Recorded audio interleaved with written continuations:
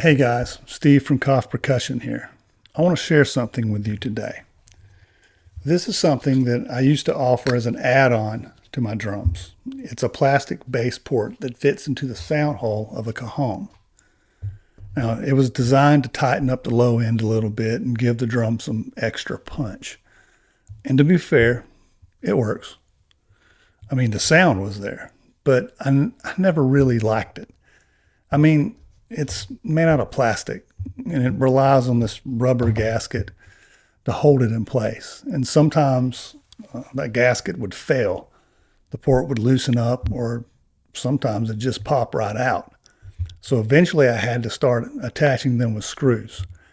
And once I did that, it's basically a permanent fixture. And then if you ever decide to take it off, now you've got 4 screw holes in the front of your drum. And that just didn't sit right with me. So I made a decision. If I was going to make it permanent, then I was going to really make it permanent. This is a walnut side panel that I've been working on. And that port right there, that's not plastic.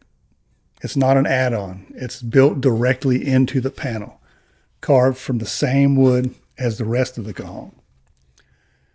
I shaped the inside to direct the airflow the same way that the plastic port did. And on the outside, I gave it the same flared shape for projection. But now, with this one, it's solid walnut. No rubber, no plastic, no screws. No chance that it's ever coming loose or cracking. Same bass response, but now it actually feels like it belongs on a handcrafted drum.